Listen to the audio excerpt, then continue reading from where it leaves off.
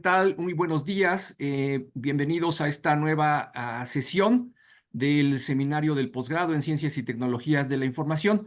Hoy es jueves 18 de enero del año 2024 y en esta temporada, ya lo hemos dicho reiteradamente, estamos presentando el trabajo de los profesores que apoyan directamente en el posgrado. Eso que yo llamo los profesores de casa.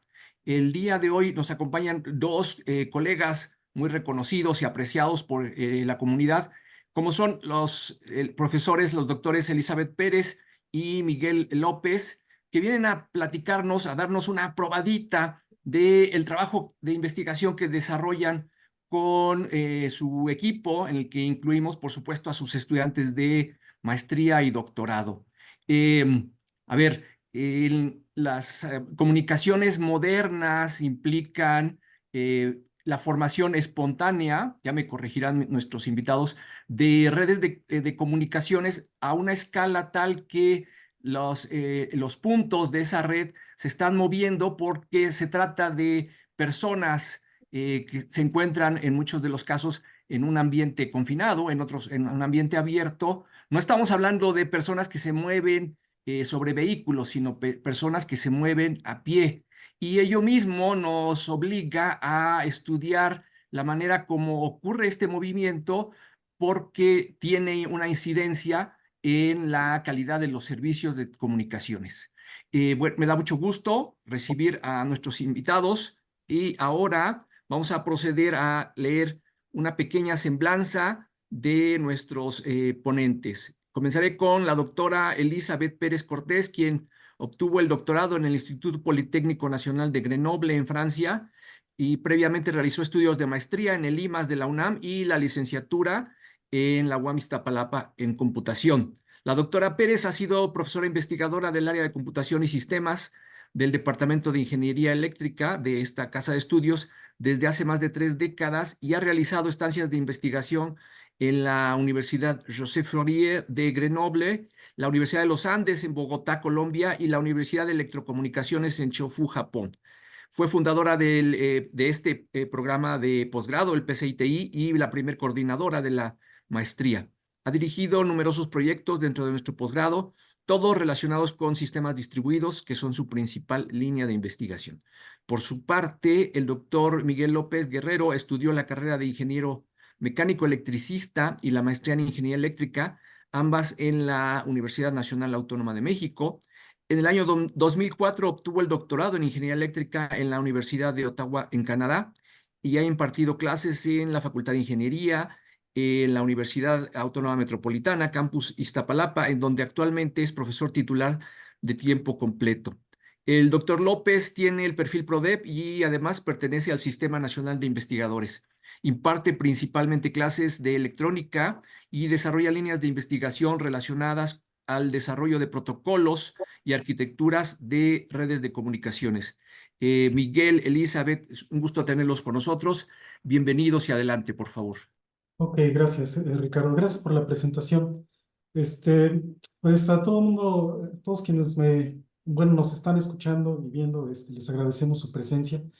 Este es el tema que les vamos a presentar, movilidad humana. Vamos a hablar de algunos modelos que se han utilizado, se han utilizado para representar la movilidad humana y algunas aplicaciones que hemos nosotros considerado dentro de la investigación que realizamos en nuestro grupo. Bueno, probablemente, yo quisiera empezar con esto. Probablemente muchos de ustedes se podrían preguntar, ¿por qué en un posgrado de ciencias de la computación, de ingeniería en telecomunicaciones, comunicaciones, pues nos preocupamos por la movilidad humana? Parece un tema completamente alejado de nuestro ámbito.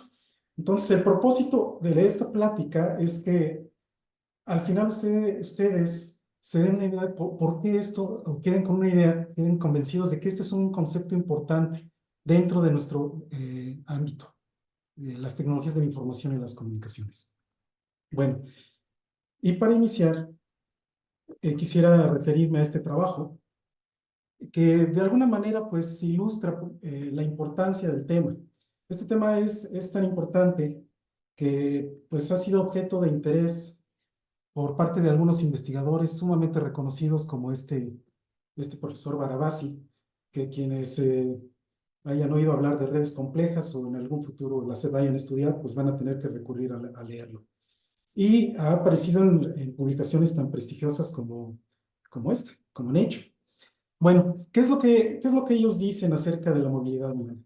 Esta primera oración es muy ilustrativa. Dice, a pesar de su importancia para la planeación urbana, la predicción de tráfico y el estudio de cómo se diseminan los virus, tanto biológicos como móviles, nuestro entendimiento de las leyes básicas que gobiernan el movimiento humano, pues permanece muy limitado. Eso lo dijeron en el 2008 y a 2023 sigue siendo completamente válido. Bueno, para hablar de este tema o dividimos el contenido en estas partes, es de lo que vamos a hablar. Primero vamos a comentar algunos modelos que intentan representar el movimiento de las personas y posteriormente vamos a hablar de algunas aplicaciones de estos modelos ya en el ámbito muy específico de las tecnologías de la información y las comunicaciones. Bueno, vamos a empezar hablando de algunos modelos. El primer modelo que se utilizó, yo diría ya en estudios de redes de comunicaciones para representar la movilidad humana es este denominado movimiento de caminata aleatoria. ¿En qué consiste? Imagínense que ustedes tienen un área de estudio circular y entonces van a representar en esta región de estudio el movimiento de una persona y esta persona se va a mover de acuerdo a una caminata aleatoria. Entonces todo inicia eligiendo un punto de partida, es este que está aquí, y después se toma una muestra de una variable aleatoria uniformemente distribuida entre 0 y 360 grados, para obtener la dirección a la que se va a mover. Entonces, supongamos que esa muestra dio esta dirección de movimiento así, y entonces el caminante se va a mover en esa dirección a una cierta velocidad, ya sea por un cierto tiempo o una cierta distancia. Entonces, una vez que se alcanza el destino, aquí se vuelve a realizar el mismo experimento para obtener la nueva dirección de movimiento y así se va a elegir una nueva dirección, se va a alcanzar un nuevo destino y una vez que se llegue aquí se va a realizar el mismo procedimiento una y otra vez. Entonces puede suceder que en algún momento el caminante salga del área de estudio, por ejemplo, aquí. ¿Qué es lo que sucede con el modelo en ese momento? Eso no es un comportamiento, digamos, estandarizado. A veces se regresa por ese mismo punto o a veces se toma lo que a veces denominamos una posición espejo. Es decir, si salió por aquí, se inserta un caminante por acá a fin de mantener la densidad de caminantes en el área constante. Bueno, entonces pues habrá un cierto cruce por un número de cruces por unidad de tiempo fuera del área de estudio y también un cierto número de cruces por unidad de tiempo hacia el interior. Un ejemplo de para qué podríamos utilizar este modelo es el siguiente trabajo que realizamos hace algunos años unos colegas de la UNAM y yo. En este trabajo, imagínense que nosotros tenemos aquí un punto de acceso, también conocido como un ruteador Wi-Fi. ¿Y qué es lo que pasa? Conforme nosotros nos alejamos del punto de acceso, la potencia de la señal va a ir disminuyendo y en consecuencia la cantidad de bits por segundo que nosotros vamos a poder transmitir tiene que ir disminuyendo. Es el comportamiento normal de una red Wi-Fi. Eh, en esta lámina, en la parte izquierda, se muestra, digamos, un mapa de la ubicación en donde se encuentra el punto de acceso. El punto de acceso está aquí. Y aquí a la derecha esto es un mapa de propagación. Muestra cómo va disminuyendo la señal conforme uno se va alejando del punto de acceso. Las regiones que están en rojo pues son regiones que corresponden a una alta potencia de la señal. Y azul corresponde ya a una muy baja potencia de la señal, en donde a lo mejor ya no es posible la comunicación. Bueno, esto es lo que sucede. En un piso de la Facultad de Ingeniería se realizó un conjunto de mediciones y se determinó que si aquí estaba un punto de acceso y nosotros en una computadora laptop instalábamos un adaptador 802.11G, en aquel entonces era lo más común. se formaban estas regiones. Alrededor del punto de acceso, una región de 54 megabits por segundo, después de 48, después de 36, después de 24, después de 18. Y la duda que surgió en ese momento era, bueno, una persona que está en esta área de cobertura y que se mueve, que camina por ahí, pues ¿qué velocidad promedio va a observar? Entonces, esto lo metimos en un modelo de simulación y pusimos a un caminante a que se moviera de acuerdo al modelo de movilidad de caminata aleatoria, Random Waypoint, y ese fue el resultado. No me voy a entretener en los números que aparecen aquí en las tablas, pero el promedio nos dio, o más bien la conclusión sería la siguiente. Mientras que el fabricante en la caja de su producto anuncia que puede alcanzar hasta velocidades de 54 megabits por segundo, en la realidad el promedio de la velocidad que obtiene es de apenas 10 megabits por segundo. Y este número cuadra muy bien con otros estudios que se han realizado de manera independiente. Este trabajo se publicó en este artículo hace ya algunos años. Bueno, ese es un ejemplo de para qué se puede utilizar un modelo de movilidad del movimiento de las personas. Bueno, pero pues es raro, si nosotros pensamos en los movimientos que hace un caminante de acuerdo a este modelo, pues es poco realista, el modelo es poco realista. Entonces, es así que se han propuesto a lo largo del tiempo algunos otros modelos, de los cuales los que voy a describir a continuación son los que nos parecen, perdón, que son más relevantes. Este es un modelo que se denomina modelo Random Waypoint o punto de recorrido aleatorio, probablemente podría ser una buena traducción, y funciona de la siguiente forma. Imagínense un área de estudio que ahora es de tipo cuadrado, y entonces tenemos la dimensión horizontal y la dimensión vertical. En la dimensión horizontal consideramos una variable aleatoria uniformemente distribuida entre 0 y lo que sea el ancho del cuadrado, y de ahí tomamos una muestra. Supongamos que la muestra nos da aquí. Y hacemos lo mismo en la dimensión vertical. Tomamos una muestra y nos da este valor. Entonces, la intersección de estas dos, pues, forman el punto de inicio del recorrido del caminante. Y después realizamos el mismo par de experimentos y obtenemos de esa forma el destino al cual se va a mover el caminante. Bueno, entonces, ahí empieza el movimiento de las personas a una cierta velocidad y ya sea por un cierto tiempo, una cierta distancia, se va a mover para alcanzar este destino. Una vez que se alcanza este destino, se vuelve bueno, perdón, una vez que se alcanza este destino, la persona va a permanecer en ese destino un cierto tiempo. Esto lo que intenta representar es, por ejemplo, imagínense que ustedes están en la biblioteca, están aquí en la biblioteca, y de pronto les da hambre y quieren ir a comprar algo a la tienda de ahí enfrente.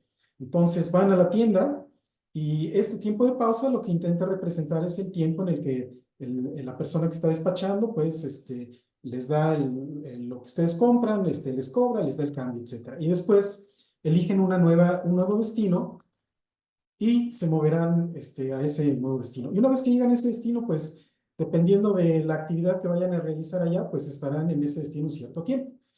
Y este procedimiento se repite de manera iterativa una y otra vez.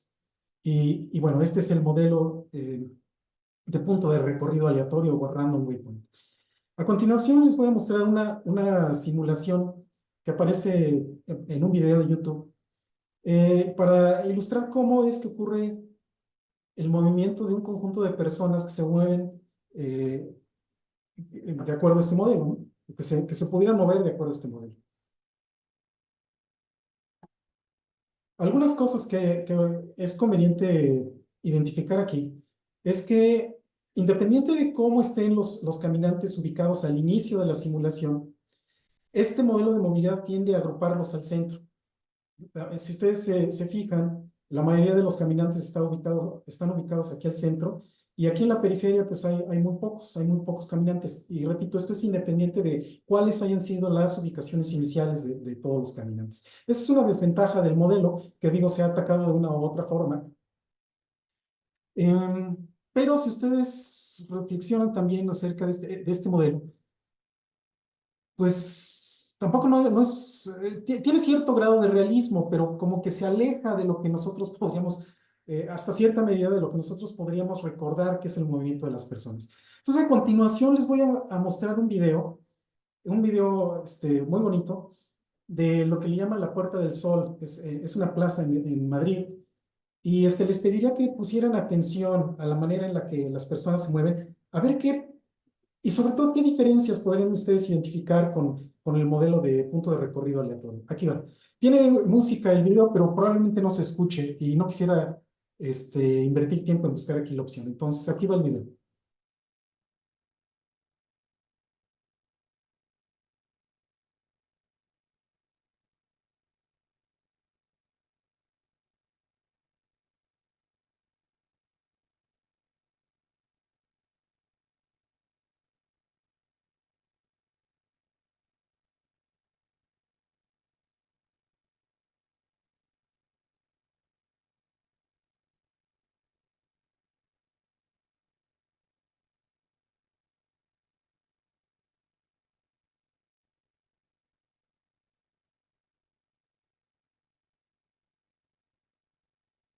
Muy bien. No sé si alguien pudo identificar alguna característica de la forma en la que las personas caminan que no esté dentro de los modelos que ya les he descrito. Hola, en algunos casos van caminando en parejas o en grupos. Sí, exactamente. Eso, por ejemplo, no se captura en este modelo de ninguno de los dos que les mencioné. Y existen también modelos que tratan de capturar este efecto que usualmente no nos movemos solos, sino que nos movemos en grupos. Existen modelos que tratan de representar eso y ninguno de estos dos hace eso. ¿Alguna otra cosa? Una última para pasar, antes de pasar a la siguiente. Se concentran, ¿no? Se concentran hacia un punto, es decir, aunque podríamos decir algunos modelos dicen que están uniformemente distribuidos, en la realidad no, se concentran hacia ciertas zonas. Hay zonas Exactamente, donde sí. están vacías y hay zonas donde están más concentrados. Sí, exactamente. Esa es otra característica. Efectivamente. Bueno, entonces, pues dado que existen discrepancias entre estos modelos que se han usado mucho y lo que nosotros podemos observar y lo que nosotros podemos observar en la vida real, pues es que han surgido, digo, con base en esta motivación, han surgido algunos trabajos que han tratado de identificar algunas características de la movilidad humana, tal como este. Este fue un trabajo muy interesante que se publicó en esta revista, que en mi opinión es la de mayor prestigio en el área de redes.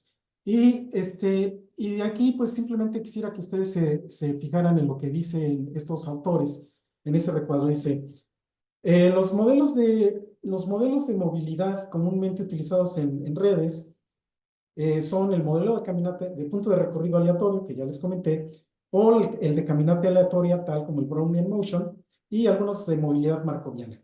Estos modelos son suficientemente simples para ser manipulables teóricamente, pero al mismo tiempo ser emulados en simulaciones de redes en una manera escalable. Es decir, con esto, estos modelos son lo suficientemente simples y económicos en términos del uso de recursos computacionales para ejecutar simulaciones con 100, con 1000, con 10,000, con 100,000 caminantes, y no hay ningún problema. Sin embargo, la desventaja es que no existe evidencia empírica que demuestre la precisión de tales modelos. O sea, tienen algunas ventajas, pero tienen ciertas desventajas. Bueno, este trabajo pues es del 2011, y un año después, en el 2012, surgió este artículo que ha sido una referencia fundamental para nuestro grupo de trabajo. En este artículo, los autores analizaron trazas del movimiento de las personas colectadas a lo largo de mucho tiempo y en varios lugares, y pudieron identificar varias características de cómo nos movemos. Algunas de ellas están listadas ahí en el abstract, pero por facilidad de la presentación las retomé y las voy a presentar aquí en esta lámina. Una característica es que nosotros tendemos a movernos recurrentemente dentro de ciertas áreas. Por ejemplo, en mi caso, cuando llego a la universidad, vengo a la oficina, voy al área secretarial, voy al salón de clases, regreso a la oficina y solamente me muevo entre estos puntos. Entonces, y si ustedes se fijan en las rutinas que ustedes siguen, pues seguramente van a observar que a lo mejor no los mismos destinos, pero de manera recurrente hacen algo como esto. Por otro lado, lo que comentaba el doctor Luis, Es cierto, nosotros somos atraídos a áreas populares. Existen puntos como de atracción en algún espacio. Puede ser, por ejemplo, la entrada a la biblioteca es un punto en donde usualmente hay alguien. La entrada a la rectoría de unidad también. La Afuera de un cafetería. salón, la cafetería, sí. Entonces, nosotros usualmente nos sentimos atraídos a esas áreas que son populares. Por otro lado, el tiempo que nosotros invertimos en cada uno de estos destinos tiene una variación, una duración que es muy variable. Puede durar muy poco, puede durar mucho tiempo. Hace rato les decía que si uno va a la tienda, pues uno invierte una cantidad de tiempo que tiene que ver con cuánto tiempo uno se tarda en seleccionar lo que uno va a comprar, cuánto tiempo el dependiente tarda en cobrar, en dar el cambio. Eso lleva cierto tiempo. Pero, por ejemplo, una vez que yo compré algo, a lo mejor me lo como y voy y tiro la envoltura a la basura. Otro punto de interés popular podría ser un bote de basura, pero el tiempo que yo voy a permanecer en ese punto, ahí va a ser muy breve, solamente el tiempo que yo utilice en depositar la basura y eso es todo. Entonces, el tiempo que uno invierte en cada uno de estos destinos tiene una variación enorme. Es lo que significa eso. Una siguiente característica es que los desplazamientos entre los puntos de interés tienen una variabilidad, una longitud que varía muchísimo. Entre un punto de interés, un origen, un destino, la distancia puede ser muy corta o puede ser extremadamente grande.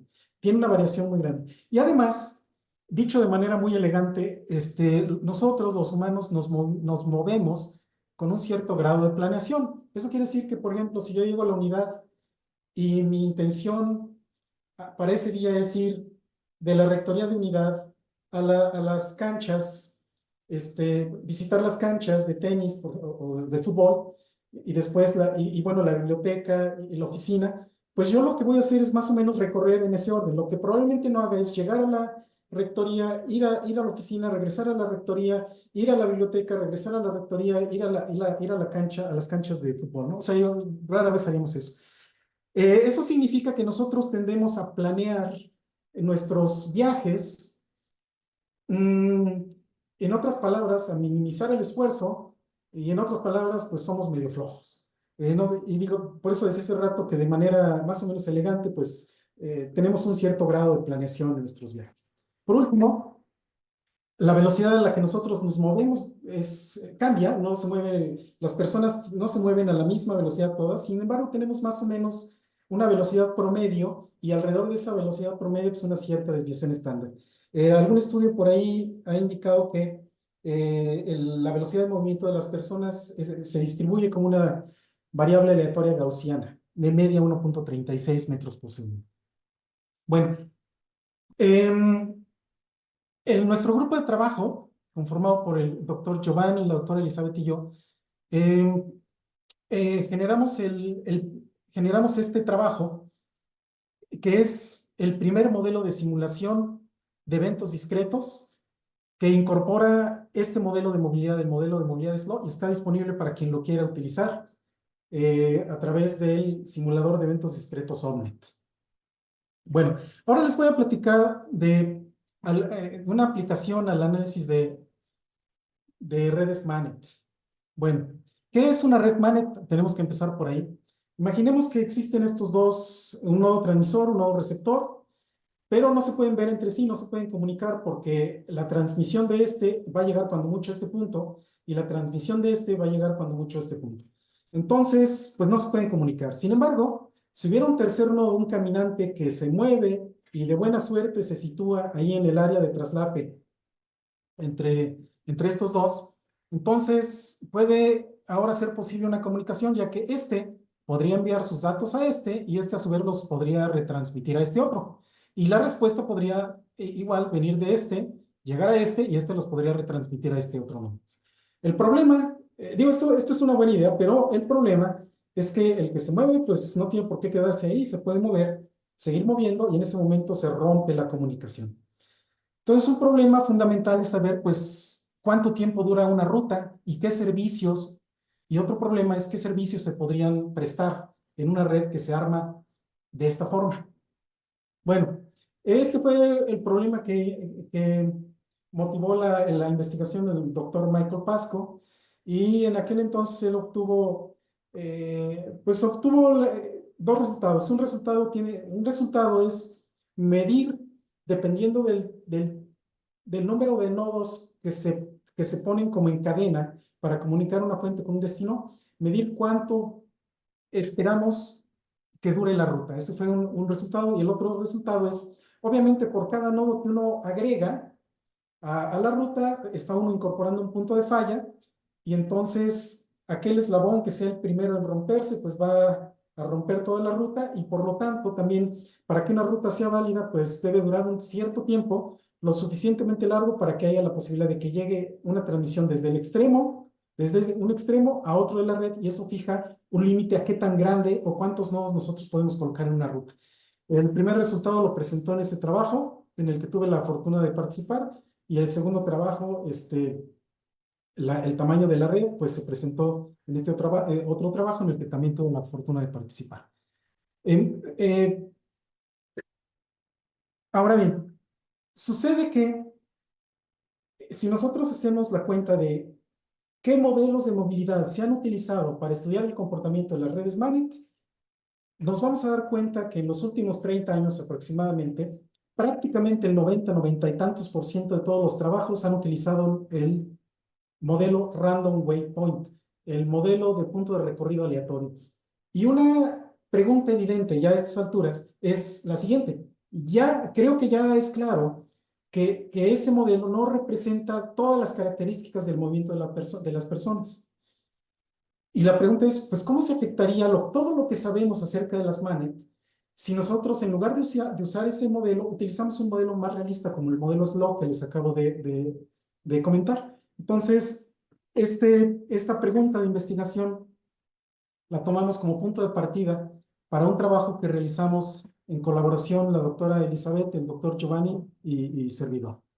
Bueno, primero que nada, ¿cómo se ve una trayectoria generada por un caminante que se mueve de acuerdo al modelo de movilidad de punto de recorrido aleatorio? Tal como está aquí a la izquierda. ¿Y cómo sería una ruta que generaría un caminante que se mueve de acuerdo a un modelo de movilidad random waypoint? Pues sería como el de la derecha. Claramente son muy diferentes. La pregunta es, si todos los trabajos de investigación se han hecho hasta el momento con este que está aquí, con base en este modelo se ha evaluado su desempeño, ¿cómo cambian esas conclusiones cuando utilizamos un modelo más realista? Es una pregunta interesante, y ese fue el tema de investigación de este trabajo. Bueno, para ello, pues, pusimos en un escenario de simulación un conjunto de nodos, los dejamos que se movieran de acuerdo al modelo de caminata, el modelo SLO, y entonces investigamos primeramente por cuántos vecinos queda rodeado un nodo. ¿Por qué es importante esto? Porque dependiendo del número de vecinos, será posible o no establecer una ruta entre dos nodos de la red. Entonces, investigamos, por ejemplo, colocando un nodo aquí, por cuántos nodos estaba rodeado a un salto, es decir, por cuántos por cuántos nodos o con cuántos nodos tiene enlaces de un salto o que están directamente conectados a él. Este nodo azul, por ejemplo, está directamente conectado con este y con este, y con este, es decir, con todos los grises que lo rodean. Esos son sus vecinos a un salto. Y también investigamos a dos saltos cuántos vecinos tiene. Entonces, este nodo azul, por ejemplo, tiene como vecinos a dos saltos el 7. ¿Por qué dos saltos? Porque aquí hay uno y luego aquí hay otro.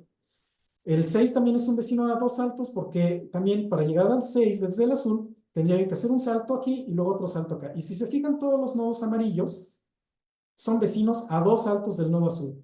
Entonces investigamos en una situación en la que los nodos se están moviendo de acuerdo a un modelo de movilidad y de acuerdo al otro modelo de movilidad, ¿cuántos vecinos tiene un salto, a dos saltos, a tres saltos, a cuatro saltos, y así hasta la cantidad de saltos que se consideraron? Este es el resultado. La curva gris corresponde a los resultados del modelo SLO, y vamos a fijarnos nada más en la curva guinda, que es esta que está aquí abajo. Esta es la del modelo de movilidad Random Waypoint. Entonces, lo que esta gráfica demuestra, que cuadra muy bien con nuestra intuición y con un comentario que hace un momento alguno de ustedes hacía, es muy probable que que una persona que se esté moviendo tenga por ahí un vecino, alguien con quien va caminando, o a lo mejor y cerca de donde está caminando, a lo mejor si está caminando en una región que es de interés o es popular, es probable que esté rodeado de más personas. Es raro que estemos aislados unos de los otros. Y entonces, eso se ve muy claramente en este resultado. Vecinos a un salto, este modelo predice que van a haber alrededor de 2.25, mientras que el Random Waypoint predice que va a haber solamente un poquito más de 1. Y así sucesivamente los otros puntos. Bueno, otra cosa que nosotros investigamos es, midiendo cada 60 segundos, ¿cuál es la posibilidad de poder crear una ruta? Y entonces sucede que es más probable crear ruta, este 1 corresponde al 100%. Entonces es más probable crear rutas si nosotros incorporamos esas características de la movilidad humana que captura el modelo SLO, a comparación de lo que predice un estudio hecho con el modelo Random Waypoint o punto de recorrido aleatorio. Para investigar cómo estas propiedades que emergen afectan el desempeño de los protocolos los protocolos de encaminamiento, es decir, aquellos protocolos que se encargan de encontrar una ruta entre una fuente y un destino, tomamos como estudio de un caso el protocolo de encaminamiento AODB. AODB, ¿qué es lo que hace?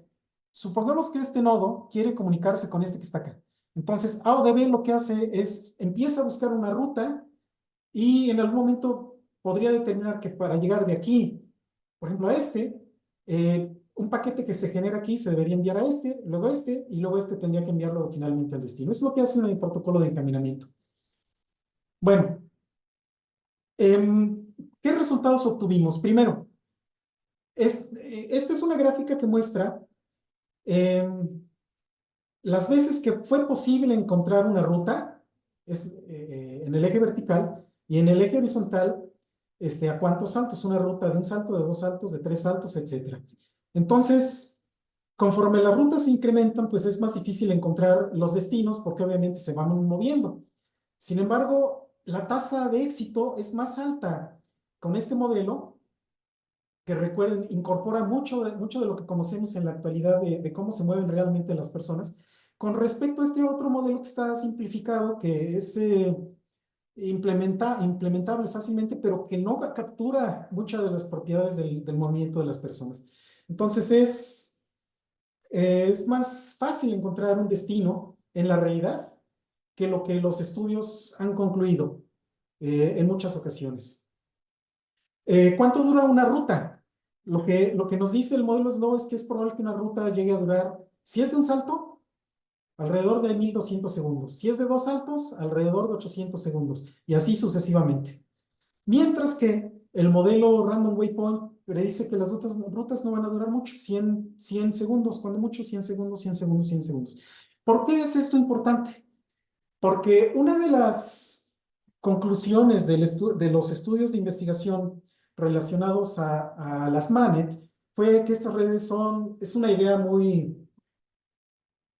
pues, muy noble, ¿no? O sea, el hecho de que no se requiere infraestructura para comunicar a las personas, de que podamos no utilizar redes celulares o puntos de acceso Wi-Fi, sino que las personas directamente se puedan comunicar unas con las otras, es una idea interesante, pero muchas aplicaciones en el pasado se detuvieron porque estos estudios de simulación realizados con Random Waypoint lo que concluyeron es que no era factible implementar muchas aplicaciones que podrían ser de utilidad. Por ejemplo, enviar mensajes entre las personas. ¿Por qué? Porque las rutas se pensaba que iban a durar poco, que las rutas no podían ser muy largas, etc. Sin embargo, uno de los resultados de este trabajo, y yo creo que el más importante, es que no es cierto. No es cierto. Si es posible desarrollar e implementar algunas aplicaciones considerando que las rutas que se formen en una red MANET sí van a durar más tiempo, el tiempo suficiente como para poder enviar algunos datos y para poder crear aplicaciones que sean de utilidad. Bueno, entonces, pues este es un compendio de las conclusiones de este trabajo. Primero que nada, las MANET exhiben, cuando se considera la movilidad humana o algunas características de la movilidad humana, primero que nada, las MANET exhiben un alto nivel de conectividad. Después, el movimiento de los nodos, es decir, de las personas, no crea situaciones tan adversas para la función de encaminamiento como se creía en el pasado. Y por último, el tiempo de vida de una ruta es tal que es posible construir redes sobrepuestas, redes lógicas, como de las que les va a platicar a continuación la doctora Elizabeth, que sean de utilidad. Bueno, pues yo aquí, hasta aquí llegaría con mi intervención y le cedería el control y la palabra a la doctora Elizabeth. Muchas gracias, Miguel. Muchas gracias a los organizadores del seminario también por la invitación y la presentación. Entonces vamos a retomar. Bueno, pues ahora vamos a ver cómo modelar correctamente la movilidad humana nos ayuda a construir aplicaciones para redes donde los nodos se están moviendo y son portados por humanos. Vamos a comenzar hablando de la aplicación de distribución de contenido siguiendo la estrategia par a par, que el protocolo más exitoso que se usa para estos fines es el protocolo BitTorrent, y entonces me voy a permitir describirles brevemente cómo funciona. En este protocolo se tiene nodos que poseen un contenido digital y que desean compartirlo con los demás. Por otro lado, se tienen nodos que desean obtener este contenido y entonces tenemos la configuración que se muestra aquí en la pantalla. A los nodos que tienen una copia completa del contenido se le llama semillas y a los demás se le llaman descargadores. Pues este nodo que tiene el contenido, aquí lo vemos representado por este conjunto de piezas en colores, va a comenzar la distribución enviando piezas a los distintos nodos que se la solicitan. Entonces, por ejemplo, aquí mandó la verde de este lado y la roja de este lado. Y a partir del momento en que un nodo posee al menos uno de los fragmentos del contenido digital, él también puede comenzar a distribuir. De manera tal que aquí vemos que ahora la pieza verde fluye de este nodo a este y la roja de este nodo a este otro. De manera que la distribución del contenido se está haciendo ya no solamente del nodo semilla hacia los descargadores, sino que también las piezas del contenido están fluyendo entre los descargadores. Y esto va a hacer que la descarga completa del contenido se lleve a cabo de una manera más rápida y sin que esto represente una carga excesiva para el nodo que originalmente pone a disposición el contenido completo. El funcionamiento interno del protocolo es como sigue. Cuando yo quiero compartir un contenido digital a través de este protocolo, lo primero que hago es generar un archivo de metadatos con extensión .torrent y publicarlo en un servidor particular. De manera tal que cuando alguien está interesado en un contenido particular, se dirige a uno de estos servidores para localizar el archivo de metadatos y lo obtiene. Este archivo de metadatos contiene, entre otras cosas, la identidad de un servicio al que llamamos el rastreador, que este es un servicio que lleva el registro de aquellos nodos en la red que están interesados en un mismo contenido, de manera que sabe quiénes son las semillas y quiénes están descargando el contenido. Y va a obtener a partir de esa información que contiene una lista de 50 nodos en la red que están participando en la descarga de ese contenido y se le va a hacer llegar a este par interesado. Este par interesado entonces va a establecer conexiones con una buena cantidad de estos nodos. Entonces imaginemos que es y va a establecer con cada uno de los nodos una interacción como la que se ilustra en la lámina. Una vez que la conexión está establecida, toma conocimiento de las piezas que ese nodo contiene y se va a fijar si esas piezas le interesan y le van a interesar siempre y cuando él no las tenga, que no las posea. Y si le interesan, entonces se va a declarar interesado. Y aquí, en este momento, ocurre que el nodo pues va a recibir notificaciones de otros pares que también están interesados y tiene que tomar la decisión de a quién le va a mandar contenido. Entonces, este es un momento crítico del protocolo, en donde se selecciona a los nodos a los que le voy a mandar contenido. En términos de BitTorrent se dice que los desahogo. Entonces, bueno, este par va a tener ya una serie de nodos que lo van a desahogar, es decir, que están dispuestos a mandarle contenido. Y esos pares pues tienen un conjunto de piezas que le interesan. Aquí este nodo tiene que tomar la decisión de qué pieza descarga primero. Y este es otro momento crítico del protocolo. Ahorita vamos a detallar ambas políticas. Y una vez que elige el nodo qué pieza va a descargar, pues le hace la solicitud a aquel par que la posea y entonces de ahí obtiene la pieza. A partir del momento en que este nodo obtiene esta pieza, pues él también ya la puede comenzar a propagar hacia los otros nodos descargadores, como ya lo vimos. La pregunta de a quién le voy a enviar piezas se responde utilizando la política de selección de pares. Y en BitTorrent se seleccionan 3 pares por velocidad de subida, y estos pares se renuevan cada 10 segundos, y se selecciona un par al azar, y este par se redefine cada 30 segundos. Y esta cuestión de estarlos cambiando cada determinado tiempo hace que mi red de descarga tenga una topología altamente dinámica. Por otro lado, la respuesta a qué pieza pido se hace pues siguiendo la política de selección de pieza, que en este caso es la pieza más rara primero.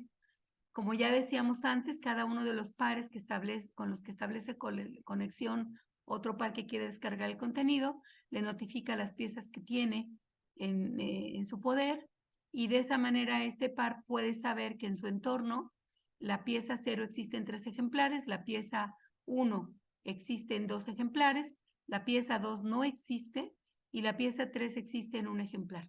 Entonces, de las piezas que existen, la que tiene menos ejemplares es la pieza 3 y por lo tanto esa es la que voy a descargar. En un entorno par a par, los nodos entran y salen conforme ellos lo desean, de forma tal que corro un alto riesgo que si no bajo la pieza 3, el par B se puede ir y entonces ya no voy a poder bajar la pieza 3. Entonces, adquiriendo esta pieza, lo que estoy propiciando es que, lo que el protocolo propicia, es que la distribución de las piezas sea más homogénea. Bueno, pues estas dos políticas, tanto la de selección de pares como la de selección de piezas, han sido como el enfoque de las propuestas de la comunidad para gestar una versión de BitTorrent que funcionara bien sobre Manet. Y nosotros nos dispusimos a estudiar estas propuestas considerando ahora las características de la movilidad humana. Estas propuestas, pues, tienen que tomar en cuenta todas las condiciones sobre las que ahora tiene que operar el protocolo, dado que en una Manet, pues, los nodos se mueven y cuando los nodos se mueven, las rutas de comunicación se pueden ver interrumpidas e incluso se pueden generar particiones en la red, de manera tal que, pues, el reto es interesante y, como decía antes, fue abordado durante un periodo por una buena cantidad de investigadores. Entonces vemos aquí en esta gráfica que hizo Eduardo Andrés Marcel, otro de los miembros de nuestro equipo de trabajo, el protocolo BitTorrent fue creado en 2003 y a partir de ahí vemos una serie de esfuerzos para migrar ese protocolo sobre una red Manet. En estos esfuerzos, algunos están coloreados en verde, son esfuerzos que se evaluaron considerando movilidad. Y las otras propuestas fueron evaluadas en un ambiente estático. Y la movilidad que se utilizó en estos 3 trabajos es la movilidad que nos proporciona el modelo de Random Waypoint, porque el modelo SLOW se gestó hasta 2012. Entonces, durante todos estos esfuerzos, las conclusiones a las que se llegaron fue que en realidad la migración del protocolo sobre un entorno Manet pues no era muy alentadora y era como poco probable que existieran aplicaciones para distribuir contenido utilizando la estrategia par a par, dadas las prestaciones de esta infraestructura. Todavía vemos aparecer un trabajo en 2018 para migrar el protocolo BitTorrent sobre Manets, pero de nueva cuenta la evaluación que se hace no considera la movilidad. Y a partir del momento en que nosotros tenemos el modelo Slow ya disponible para hacer las simulaciones y evaluar las propuestas, pues nos pareció buena idea revisitar este problema. De manera tal que quisimos estudiar cómo la movilidad humana afectaba el rendimiento de BitTorrent sobre Manets y quisimos también estudiar cómo este comportamiento se preserva o no según el número de los nodos en la red aumenta. Y para fines de comparación hicimos la evaluación del protocolo también en una red estática, es decir, donde los nodos no se mueven.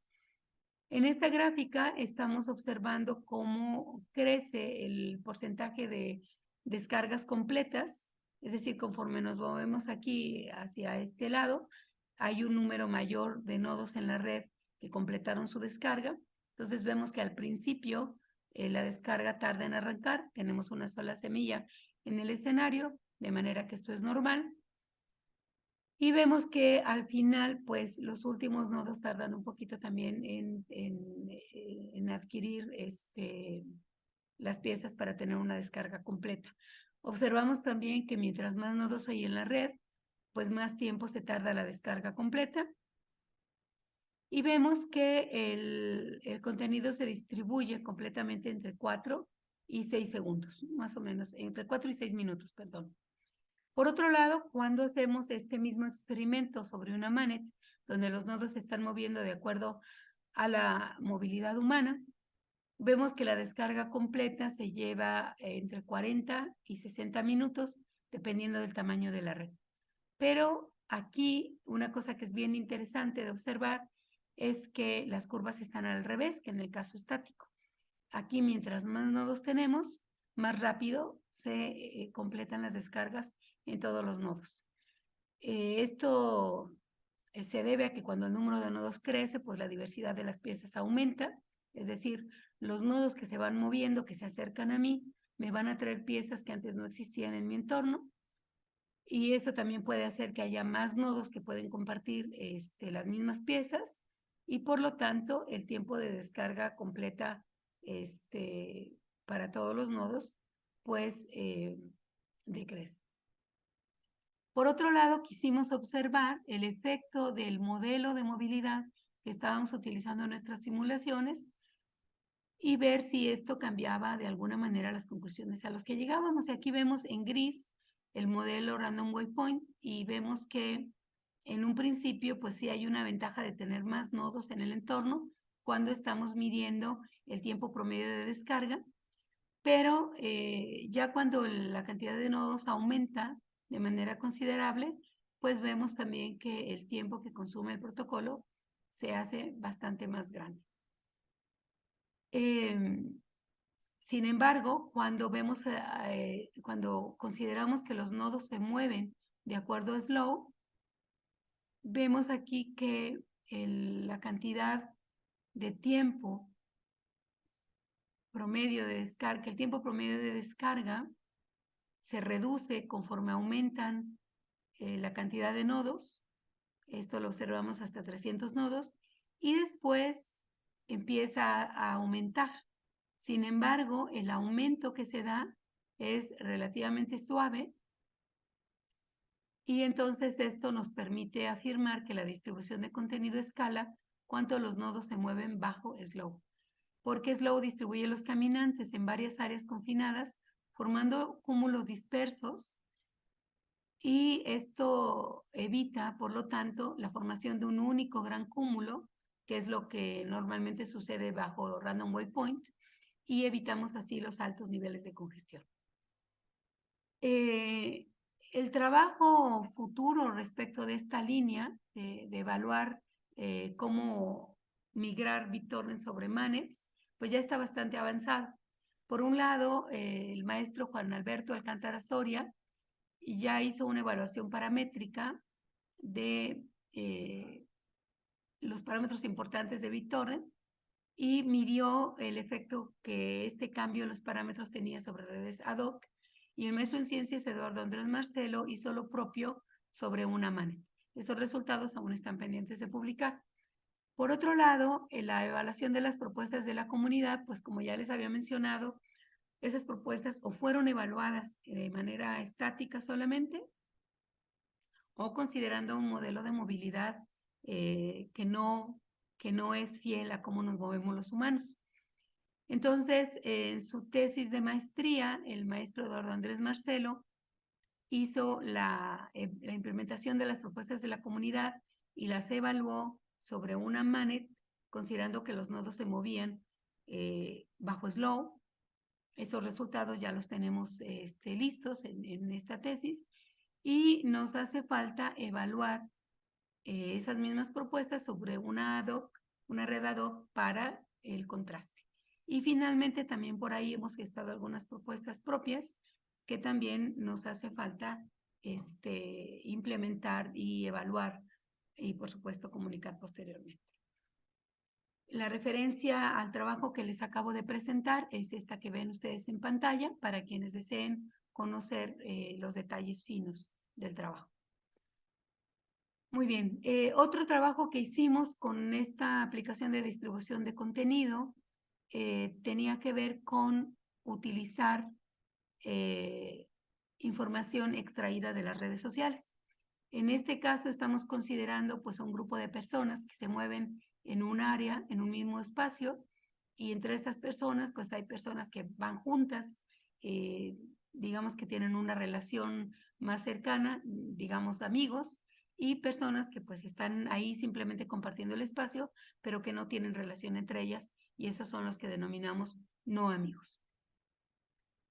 En este caso, lo que nosotros hicimos fue cambiar el criterio de selección de pares a los cuales les voy a enviar contenido, y el criterio que utilizamos es que un nodo va a decidir enviarle contenido a aquellos nodos de su entorno a un salto que pueden hacérselo llegar a más nodos amigos de quien envía. Entonces, para eso, bueno, hicimos una caracterización basada en el árbol de distribución cuya raíz sería el vecino de aquel nodo que va a compartir. Entonces, por ejemplo, este nodo es capaz de hacerle llegar información a todos estos, y de estos 5 son amigos de quien va a enviar el contenido, mientras que en este arbolito, cuya raíz es este nodo, solamente hay 3 amigos, en este hay 2 amigos y en este hay un amigo. Entonces, si se fijan, tenemos C igual a 1, tenemos el nodo A igual a 3, el B igual a 5, C igual a 1, D igual a 2, y estos tendrían un número 0. Entonces vamos a elegir enviarle contenido a los nodos que, otra vez repito, me permitan hacerle llegar mi contenido a más de los nodos amigos.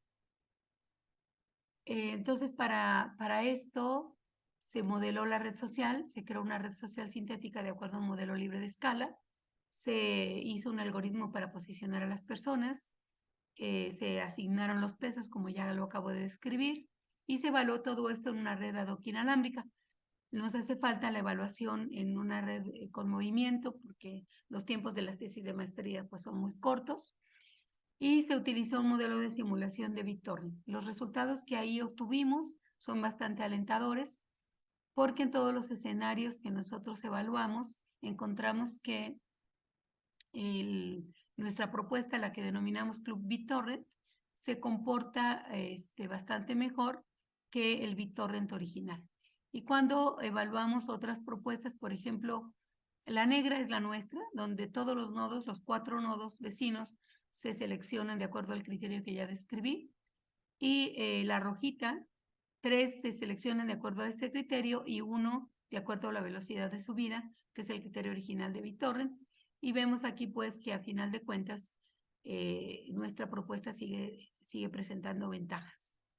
Y sobre todo si la comparamos con el BitTorrent original, pues vemos que hay una diferencia bastante marcada. Notemos que no solamente ocurre esto para los nodos amigos, sino que cuando nos centramos en los nodos que no son amigos, también tenemos que para ellos el porcentaje de descargas completadas, pues es mucho más rápido que en el BitTorrent original. Y pues esto nos lleva a pensar que cuando implementemos esto, vamos a obtener, bueno, que esto implementado en ad hoc ya nos permite tener tiempos de descarga más reducidos cuando le incorporamos información proveniente de las redes sociales, y nos queda evaluar esto con movilidad para ver si esta ventaja se preserva. Muy bien, pues hasta aquí con la distribución de contenido en donde estamos considerando la movilidad humana. En pantalla tienen ustedes la referencia del artículo en donde aparecen los resultados del trabajo que les acabo de mencionar, por si alguien desea conocer los detalles finos.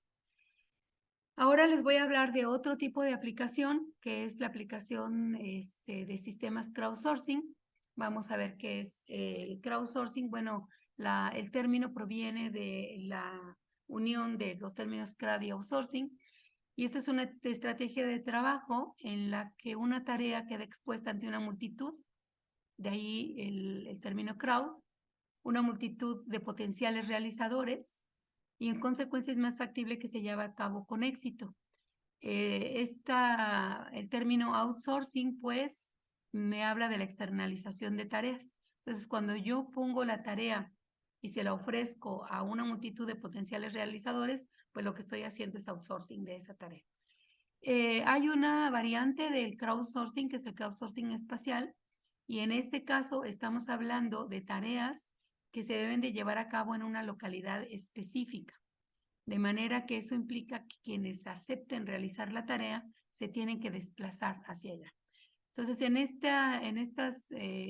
este tipo de sistemas que nosotros estamos estudiando en los trabajos que estamos haciendo, pues los portadores de teléfonos móviles son humanos y se tienen que desplazar, y entonces a la hora de evaluar nuestras propuestas tenemos que considerar que se desplazan de acuerdo a la movilidad humana para realizar esas tareas, y eso les implica un costo en tiempo, ¿no? Una plataforma de crowdsourcing espacial trabaja más o menos como está presentada en pantalla. El sistema recibe solicitudes de tarea de los solicitantes y esas tareas se las asigna a los trabajadores que, como ya les mencionaba, son seres humanos portadores de un teléfono móvil. Estos portadores de teléfonos, que los trabajadores aceptan las tareas o no, y quienes las aceptan proveen un resultado que puede ser que se pase directamente a los solicitantes o que se combine con otros resultados proporcionados por otros trabajadores, y esos pasan a ser provistos a los solicitantes, quienes después tienen la facultad de evaluar la calidad del trabajo hecho por los trabajadores del sistema. En este tipo de sistemas, pues se puede trabajar en muchos aspectos. Uno de ellos, por ejemplo, es en las políticas de asignación de tareas. ¿A qué trabajador le asigno yo qué tarea? Se puede trabajar también sobre la protección de la privacidad, porque por supuesto que estamos hablando de que para poder asignar una tarea es muy probable que yo necesite saber en dónde están los trabajadores para saber a quién le puedo ofrecer que haga esa tarea. Y entonces, a partir del momento en que un trabajador me ofrece, me permite ver su ubicación, pues está también ahí corriendo un riesgo que a mi sistema me corresponde minimizar o eliminar completamente. También se puede trabajar en el control de calidad, porque como ya mencioné, puede ser que el trabajador haga un buen trabajo y me haga la tarea como debe de ser, pero puede ser también que me entregue cosas que no corresponden. Por ejemplo, si la tarea es, quiero saber cuáles de los semáforos de la delegación Iztapalapa están funcionando bien, puede ser que un trabajador me conteste que sí, aunque ni siquiera se haya fijado en el semáforo. Y entonces, bueno, el tener un control de calidad me puede ayudar en un futuro a ese trabajador. Ya no le asigno tareas, o tengo más cuidado con lo que me está proveyendo, ¿no? Por otro lado, pues puede ser que algunas de esas tareas se encuentren en zonas a las cuales la gente no se quiera desplazar, y para eso necesito incentivarlos. Entonces también otra rama de las que se trabajan en este tipo de sistemas son los incentivos. El crowdsourcing espacial se aplica en una multitud de escenarios. En la revisión de literatura que hicimos nosotros en 2022, detectamos 51 artículos en donde se describían sistemas de crowdsourcing espacial orientados a la recolección de una multitud de una amplia variedad de información. Tenemos, por ejemplo, que la mayor parte se concentraba en colectar datos urbanos, como el que acabo yo de mencionar, del funcionamiento de los semáforos, pero también tenemos una amplia aplicación en evaluar los servicios que se le dan a la ciudadanía. Se puede también medir la cantidad de ruido que hay en una determinada área, detectar los precios de los productos, por ejemplo, ¿no? Hay una multitud de aplicaciones. En esencia, yo puedo aplicar el crowdsourcing espacial para colectar los datos de interés en una determinada zona. Bueno, en este tipo de sistemas nosotros estamos desarrollando 2 trabajos, uno que está centrado sobre los incentivos y que es la tesis doctoral de la maestra Esther Sosa Rodríguez, y otro que está relacionado con el uso de una infraestructura híbrida que está compuesta por un lado por una red de sensores y por otro lado por una red MANET para la recolección de datos. Brevemente les cuento el trabajo de Esther. Pues nosotros estudiamos los incentivos que se utilizaban en todos los sistemas que ya les mencioné hace un ratito y encontramos que hay 3 tipos de incentivos: los económicos, los lúdicos y los de servicios. En este caso, el trabajador actúa también como cliente y obtiene de la aplicación un servicio y al mismo tiempo trabaja para la aplicación proveyendo información. Un ejemplo claro de este tipo de aplicaciones de crowdsourcing espacial es el Waze, en donde yo por la mañana puedo preguntarle cuál es la ruta más fácil para ir a mi trabajo, pero durante el camino puedo ver aparecer tareas que me piden corroborar, por ejemplo, si todavía hay trabajos en una determinada zona. Entonces ahí yo trabajo para la plataforma y la plataforma me provee servicios a mí. Ese es el tipo de incentivos en los que Esther se va a concentrar y que han sido poco estudiados en la literatura de manera teórica. No se sabe cómo impactan la cooperación y no se sabe cómo impactan la eficiencia del sistema, de manera que los objetivos de su trabajo de tesis están orientados en esta dirección.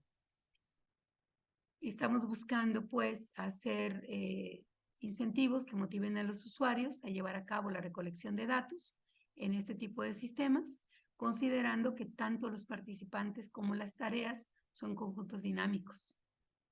Y pues el tipo de incentivos a considerar, como ya lo mencioné, son los basados en servicios y buscamos maximizar el número de tareas y maximizar el grado de satisfacción de los trabajadores. Entre otros avances que Esther tiene, ella construyó un simulador en donde puede ubicar las tareas, los trabajadores, y a partir de ahí calcular las rutas que los trabajadores van a seguir, tanto para ir de su origen a su destino inicial como para ir a realizar las tareas. En este simulador, los trabajadores se mueven de acuerdo al modelo Manhattan.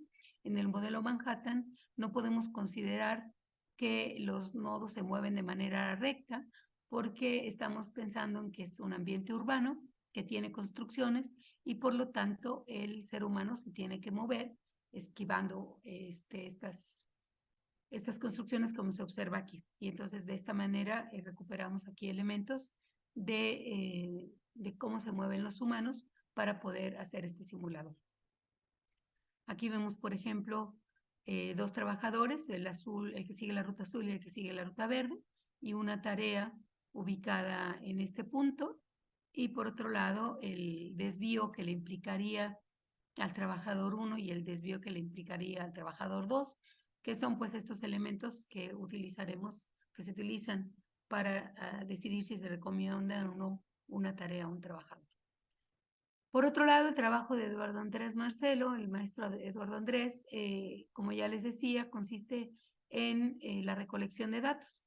La recolección de datos se hace, por una parte, utilizando una red. Una de las maneras en las que se hace la recolección de datos es utilizando una red de sensores que colectan los datos de su entorno y a través de rutas multisalto las hacen llegar a un nodo recolector especial que llamamos el SYNC, y este nodo recolector pues ya encamina esa información para ponerla a disposición de los usuarios que la utilizan para toma de decisiones, por ejemplo, o para que se active alguna acción en la zona que se está monitorizando.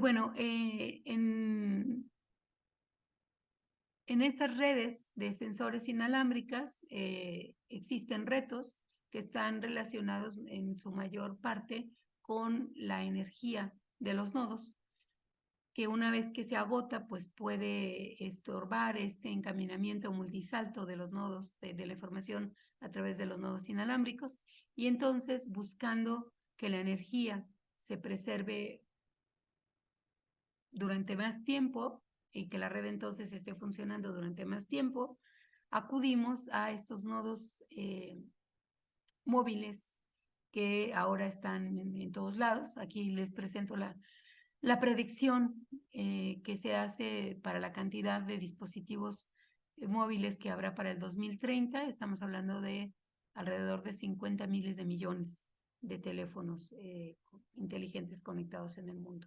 Entonces, eso nos pone a disposición una infraestructura para recolectar datos en donde no solamente tenemos los nodos inalámbricos, sino que además tenemos estos teléfonos inteligentes portados por los humanos, que por lo tanto se están moviendo en el mismo terreno donde se están colectando los datos y que por lo tanto pueden ser utilizados para apoyar con labores que hacen los nodos inalámbricos, pero que ahora también pueden hacer los teléfonos inteligentes, y descargando de esta manera a los nodos inalámbricos, y por lo tanto la hipótesis de trabajo es que esta infraestructura híbrida nos va a permitir que la red de sensores viva más y que se puedan colectar los datos durante más tiempo. Aquí tenemos pues ya la propuesta es tener la red inalámbrica de sensores con su funcionamiento normal, y por otro lado un sistema de crowdsourcing espacial que se encargaría de monitorizar a los teléfonos que se muevan, a los trabajadores que se muevan por la zona, y asignarles tareas para descargar a los nodos inalámbricos y con eso hacer que su energía dure más y por lo tanto que la red esté funcional durante más tiempo. Bueno, estos son trabajos en curso. El objetivo general en este caso es pues mejorar las prestaciones de los sistemas de monitorización basados en redes de sensores inalámbricas, incorporando el paradigma de spatial crowdsourcing. Y entre muchas cosas que ha hecho Eduardo Andrés, pues ha montado varios escenarios de simulación en donde está probando sus propuestas, y aquí nosotros podemos ver pues un zoom en una determinada área donde podemos observar la existencia tanto de sensores como de teléfonos inteligentes que se están moviendo por el área de acuerdo al modelo SLOW. Y pues eso nos va a permitir tener una apreciación real de cómo esas propuestas contribuyen a que la red inalámbrica de sensores tenga un tiempo de vida más largo. Y pues bueno, espero que a pesar de la rapidez, el espíritu de los trabajos se haya comprendido, y si no, pues les agradezco mucho su atención y les dejo los datos para que se acerquen y con mucho gusto les ampliamos la información del detalle de todos estos trabajos y sobre todo los que quedan pendientes, porque por si alguien se interesa en venir a trabajar con nosotros en este tópico. Muchas gracias. Muchas gracias a ambos compañeros, a Miguel y a Elizabeth, No sé si haya preguntas por parte de nuestro público. En tanto el público se anima, ya sea que nos escriba por el chat del Zoom o quiera levantar la mano. Yo tengo una pregunta para cada uno de ustedes. Primeramente para Miguel, me preguntaba si tendría caso, si tendría algún sentido especializar el modelo SLOW para espacios confinados o para espacios urbanos. O ya como está refleja todas las capacidades, todos los potenciales de un modelo de movimiento humano. No, estamos a la mitad del camino de tener un modelo que represente muchas de las cosas que ustedes observaron en el video y que no están ahí. Por ejemplo, si recuerdan cómo era el movimiento de las personas, era en línea recta, pero ahí no se toma en cuenta de si hay un obstáculo, si hay un árbol, si hay que dar vuelta a la esquina para poder llegar de un destino a otro. Eso es usualmente algo que pasa en un espacio confinado, o sea, no estamos, en una oficina estamos rodeados de obstáculos y eso no está capturado en ese modelo, por ejemplo. Entonces, hay muchas cosas que se pueden, que se le pueden todavía agregar a ese modelo. Algo de ustedes decía, no nos movemos solos, ese modelo considera que nos estamos moviendo solos. Entonces, hay todavía una serie de características que se podrían agregar a ese modelo y hacerlo aún más general, o a lo mejor para orientarlo a ciertas aplicaciones. Sí, Perfecto, sí. muchas gracias. Y por lo que toca a Elizabeth, ¿han considerado digamos, la robustez de estas redes que se forman? ¿Han considerado la posibilidad de estudiar qué también soportan eventos de degradación? En este caso, no me refiero tanto a posibles ataques, ¿no? Sino al hecho de que los nodos salen de operación simplemente por el hecho de que se les acaba la pila, ¿no? Entonces, yo creo que ahí mi pregunta es esa. ¿Han considerado? Creo que muchas de las decisiones a través de las cuales se forma el grafo sí inciden en este asunto, pero no sé si lo han considerado.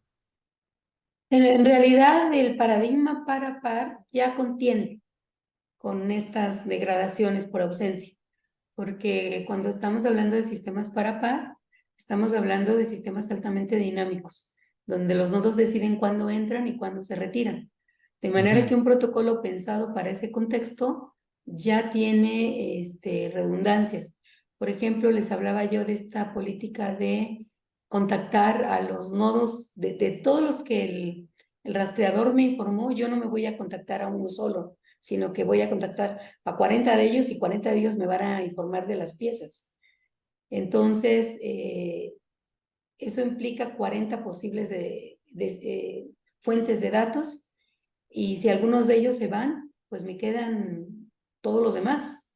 Y si en determinado momento me quedo con muy poquitos, el protocolo mismo, ese detalle ya no lo comenté, le vuelve a pedir al rastreador más nodos, de manera que siempre tiene una buena cantidad de nodos con los cuales está interactuando.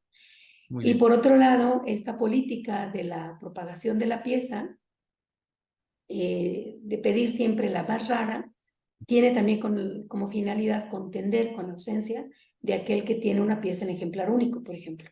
Si yo solamente tengo un ejemplar de una pieza en el entorno, pues me conviene bajar esa primero para que ya haya dos, y si ese se va, pues al menos yo me quedo para propagarlo.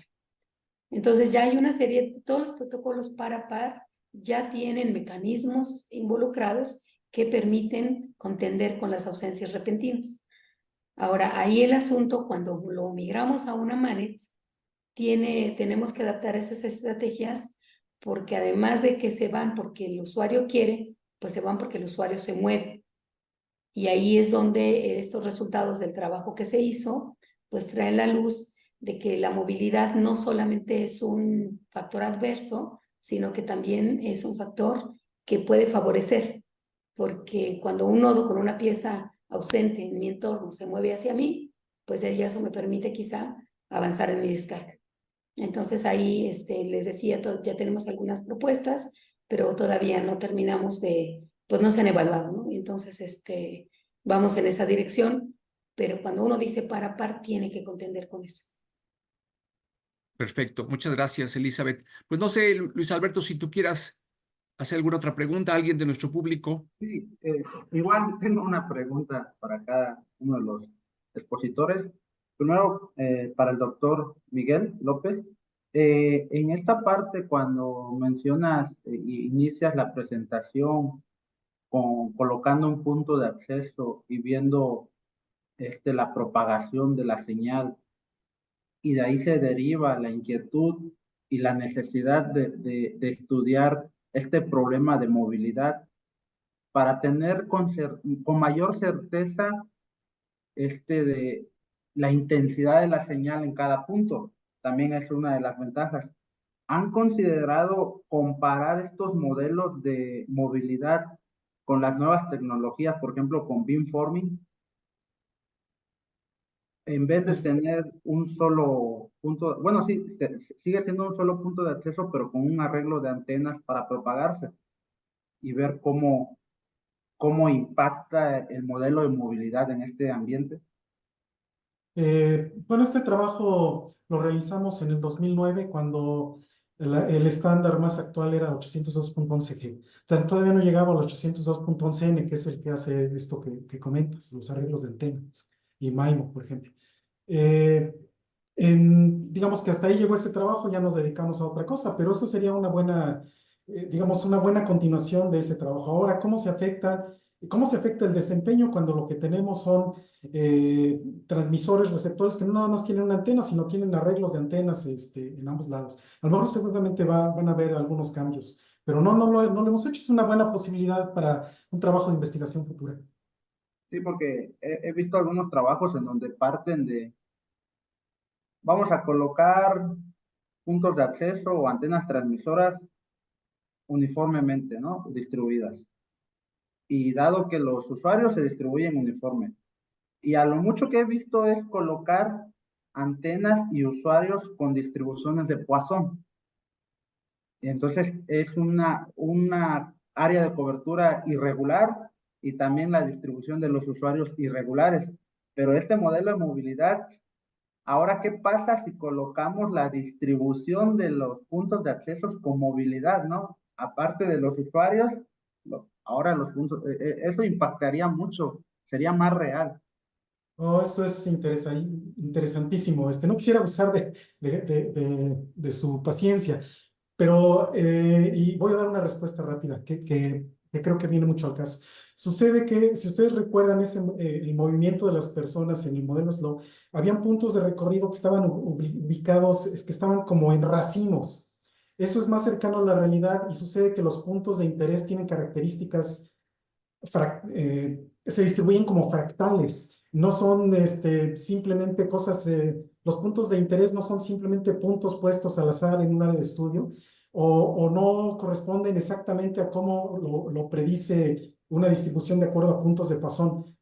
Tiene características que escalan con respecto al espacio, características de fractales y seguramente sería muy interesantísimo considerar eso en un estudio. Gracias. Y tengo Así es. una última pregunta para la doctora Elizabeth. Cuando comienza a explicar cómo se comparte la información para ir generando los saltos, me recuerda mucho al algoritmo de enrutamiento de Bellman-Ford en cierto modo. ¿Está basado el modelo en esta parte con algún tipo de enrutamiento, algún modelo o no? O es, No que yo tenga conocimiento. sí, porque el modelo de Bellman-Ford, sin conocer nodos vecinos, si nace un nuevo nodo o muere o se va, se desconecta, lo considera y los pesos son los saltos. Y me recordó mucho y dije, a lo mejor también podría ser por ahí el protocolo que proponen, pero no, entonces no estoy. No, Muy pero bien. yo creo que se puede revisar, pero a lo mejor no entendí bien la pregunta, pero en el artículo donde se detalla BitTorrent, que entiendo es el protocolo sobre el cual está preguntando, no se hace ninguna mención a este otro protocolo, entonces no me atrevo a decir que sí, pero por otro lado, todo lo que uno aprende tiene una influencia en lo que uno diseña. posteriormente. Entonces, no niego que pueda tener una influencia, pero insisto, el autor no hace ninguna referencia que me permita afirmar eso. Creo que el maestro Miguel quería decir algo. Una cosa muy rápida. Es que esta es una red sobrepuesta, es una red lógica. Entonces simplemente considera que todos los nodos que están ahí participando en la descarga son alcanzables. Si yo puedo decir, a ver, yo quiero enviarle algo a Ricardo y le paso ese trabajo a quien esté abajo, que puede ser Bellman Ford o puede ser alguna otra cosa, y él se encargará de en la red física de hacer llegar los datos hasta el destino. Pero para mí, Ricardo, podría estar a un salto lógico cuando en la realidad, para llegar a Ricardo podrían haber 20 o 30 saltos, y de eso se encargarían los protocolos de encaminamiento como ese que mencionas, pero la selección de nodos no considera los enlaces físicos. Simplemente quiero hacer llegar los datos a alguien dentro de ese conjunto de posibles receptores. Perfecto. Sería todo. Perfecto. Bueno, pues yo creo que es un momento de cerrar nuestra sesión, no sin antes pues agradecer nuevamente la presencia de nuestros colegas, que yo estoy seguro que todos ustedes se van con la impresión de que han construido ya un equipo muy sólido, con líneas muy claras de trabajo, y les agradecemos mucho a ambos por habernos acompañado el día de hoy. Miguel, Elizabeth, buenos días y muchas gracias otra vez. Gracias a todos. Gracias. Gracias a todos por su atención. Muchas Buenos gracias días. a todos. Chao.